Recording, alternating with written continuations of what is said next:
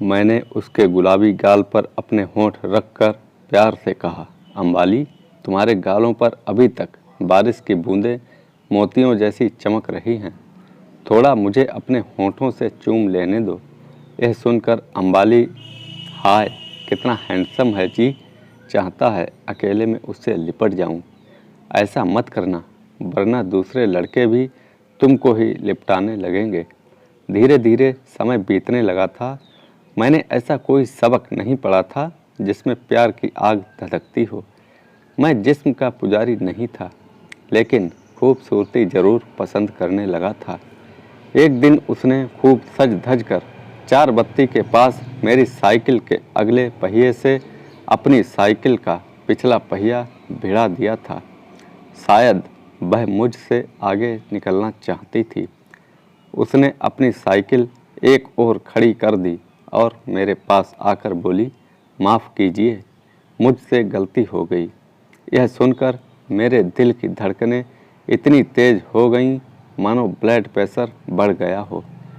फिर उसने जब अपनी गोरी हथेली से मेरी कलाई को पकड़ा तो मैं उसमें खोता चला गया। दूसरे दिन वह दोबारा मुझे चौराहे पर मिली। उसने अपना नाम अंबाली बताया। मेरा दिल अब उसकी ओर खिंचता जा रहा था। प्यार की आग जलती है तो दोनों ओर बराबर लग जाती है। धीरे धीरे वक्त गुजरता गया। इस बीच हमारी मोहब्बत रंग लाई। एक दिन हम दोनों एक ही साइकिल पर शहर से दूर मस्ती में झूमते हुए आगे बढ़ते जा रहे थे। आकाश में बादलों की दौड़ शुरू हो चुकी थी। मौसम सुहावना था, हर जगह हरियाली बिछी थी। अचानक आसमान में काले बादल उमड़ने लगे, जिसे देखकर मैं परेशान होने लगा। मुझे अपनी उतनी फिक्र नहीं थी जितना मैं अंबाली के लिए परेशान हो उठा था, क्योंकि कभी भी तेज बारिश शुरू हो सकती थी। मैंने अंबाली से कहा, आओ अब घर लौट चलें। जल्दी क्या है, बारिश हो गई तो भीगने में ज़्यादा मज़ा आएगा। अगर बारिश हो गई तो इस कच्ची और सुनसान सड़क पर कहीं रुकने का ठिकाना नहीं मिलेगा। पास में ही एक गांव दिखाई पड़ रहा है, चलो वहीं चलकर रुकते हैं। गांव देखने में नज़दीक ज़रूर है, लेकिन उधर जाने के लिए कोई सड़क नहीं है। पतली पगडंडी पर पैदल चलना होगा। अब तो जो परेशानियां सामने आएंगी बर्दाश्त करनी ही पड़ेंगी, अंबाली ने हंसते हुए कहा। हमने अपनी चाल तेज तो कर दी, लेकिन गांव की पतली पगडंडी पर चलना उतना आसान नहीं था। अभी हम लोग सोच ही रहे थे कि एकाएक मूसलाधार बारिश होने लगी। कुछ दूरी पर घास फूस की एक झोपड़ी दिखाई दी। हम लोग उस ओर दौड़ पड़े।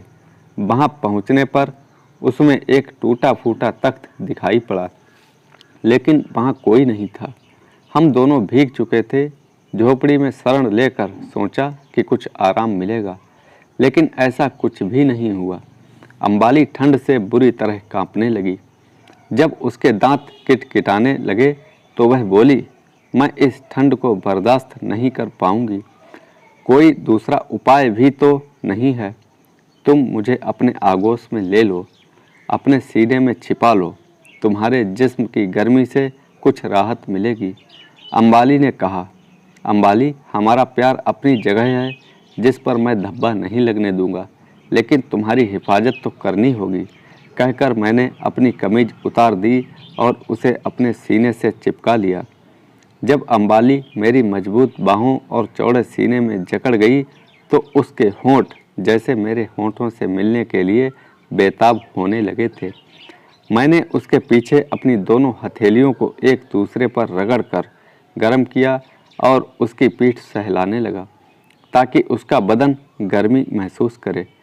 तब मुझे ऐसा लगा जैसे गुलाब की कोमल पंखुड़ियों पर ओस गिरी हो। मेरी उंगलियां फिसलने लगी थीं।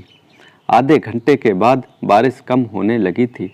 अंबाली मेरी बाहों में पूरी तरह नींद के आगोश में जा चुकी थी। मैंने उसे जगाना ठीक नहीं समझा। 1 घंटे बाद मैंने उसे जगाया, तब तक बारिश बंद हो चुकी थी। अंबाली ने अलग होकर अपने कुर्ते की चेन चढ़ाई और मुस्कुराते हुए पूछा, तुमने मेरे साथ कोई शैतानी तो नहीं की? मैं हंसा और बोला, हाँ, मैंने तुम्हारे होठों पर पड़ी बारिश की बूंदों को चूमकर धोखा दिया था। दत्त थोड़ा रुक कर वह कहने लगी, तुम्हारा सहारा पाकर मुझे नई जिंदगी मिली। ऐसा मन हो रहा था कि जिंदगी भर इसी तरह तुम्हारे सीने से लगी रहूं। हमारा प्यार अभी बड़ी नाजुक हालत में है। अगर हमारे प्यार की जरा सी भी भनक किसी के कान में पड़ गई तो हमारी मोहब्बत खतरे में पड़ जाएगी और हमारी ज़िंदगी भी दूभर हो जाएगी। मैंने कहा, जानते हो, मैं तुम्हारे आगोश में सुध बुध भूल कर सपनों की दुनिया में पहुंच गई थी। मेरी शादी धूमधाम से तुम्हारे साथ हुई और विदाई के बाद मैं तुम्हारे घर पहुंची। वहाँ भी खूब सजावट थी। रात हुई, मुझे फूलों से सजे हुए कमरे में पलंग पर बैठा दिया गया।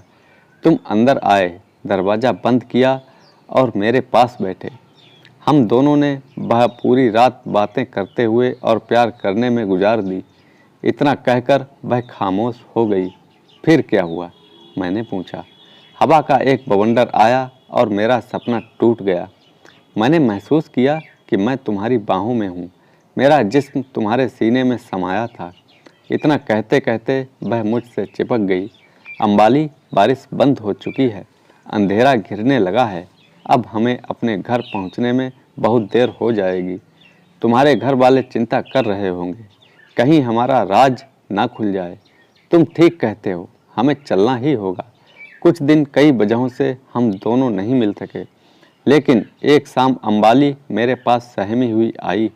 मैंने उसके चेहरे को देखते हुए पूछा, आज तुम बहुत उदास हो। आज मेरा मन बहुत भारी है। मैं तुम्हारे बिना कैसे जी सकूंगी? कहीं मैं खुदकुशी ना कर बैठूं, क्योंकि उसके सिवा कोई रास्ता नहीं सूझता। कहकर अंबाली रो पड़ी। ऐसा क्या हुआ? मेरे घर वालों को हमारे प्यार के बारे में मालूम हो गया। अब मेरी शादी तय हो चुकी है। लड़का पढ़ा लिखा रईस घराने का है। अगले महीने की तारीख भी तय कर ली गई है। अब मुझे बाहर निकलने की इजाज़त भी नहीं मिलेगी। अंबाली रोते हुए बोली, तुम्हारे घर वाले जो कर रहे हैं वह तुम्हारे भविष्य के लिए ठीक होगा। मेरा तुम्हारे कोई मुकाबला नहीं। उनके अरमानों पर जुल्म मत करना। हमारा प्यार आज तक पवित्र है, जिसमें कोई दाग नहीं लगा है। समझ लो कि हम दोनों ने कोई सपना देखा था। यह कैसे होगा? अपने आप को एडजस्ट करना ही पड़ेगा। मेरे लिए कई रिश्ते आए, पर मैंने किसी को पसंद नहीं किया। उसके बाद मैं तुम्हें अपना दिल दे बैठी। अब तुम मुझे भूल जाने के लिए कहते हो। मैं तुम्हें बेहद प्यार करती हूँ। मेरा प्यार मत छीनो। मैं तुम्हें भुला नहीं पाऊँगी। क्या तुम मुझे तड़पते देखते रहोगे? मैं तुम्हें हर कीमत पर हासिल करना चाहूँगी। कुछ दिन हम लोग अपना दुखी मन लेकर समय बिताते रहे। किसी काम को करने की इच्छा नहीं होती थी। अंबाली की माँ से उसकी हालत देखी नहीं गई। वह इकलौती लाडली थी। उन्होंने अपने पति को बहुत समझाया। अंबाली के पिता ने एक दिन हमारे यहाँ संदेशा भेजा, आप लोग किसी दूसरे किराए के मकान में दूर चले जाइए, ताकि दोनों लड़के लड़के का भविष्य खराब ना हो। हमें दूसरा मकान में शिफ्ट होना पड़ा। 3 महीने तक हम एक दूसरे से नहीं मिले। चौथे महीने अंबाली के पिता मेरे पिता से मिलने आए और साथ में मिठाई भी लाए थे। बाद में उन्होंने कहा, रिश्ता वहीं होगा जहां अंबाली चाहेगी, इसलिए 2 साल में उसकी पढ़ाई पूरी हो जाने पर विचार होगा। आप लोग दूर चले आए। हम दोनों की इज्जत नीलाम होने से बच गई, वरना ये आजकल के लड़के लड़की माँ बाप की नाक कटा देते हैं। मेरे पिता ने उनकी बातों को सुना और हंसकर टाल दिया। 1 साल बीत जाने पर मेरा चुनाव एक सरकारी पद पर हो गया और मेरी बहाली दूसरे शहर में हो गई। मेरी शादी के कई रिश्ते आने लगे और मैं बहाने बनाकर टालता रहा। आखिर में मेरे पिता ने झुंझला कर कहा, अब हम लोग खुद लड़की देखेंगे, क्योंकि तुम्हें कोई लड़की पसंद नहीं आती। अगर तुमने हमारी पसंद को ठुकरा दिया तो हम लोग तुम्हें अकेला छोड़कर चले जाएंगे। मुझे उनके सामने झुकना पड़ा और कहा, आप लोग जैसा ठीक समझें वैसा करें, मुझे कोई ऐतराज़ नहीं होगा। शादी की ज़ोर शोर से तैयारियां होने लगीं, लेकिन मुझे कोई दिलचस्पी नहीं थी। बारात धूमधाम से एक बड़े होटल में घुसी, जहां बताया गया कि लड़के के पिता बीमार होने के चलते द्वार 4 पर नहीं पहुंच सके। उनके भाई बारात का स्वागत करेंगे। लड़की को लाल घाघरा चोली में सजाकर स्टेज तक लाया गया, पर उसके चेहरे से आंचल नहीं हटाया गया था।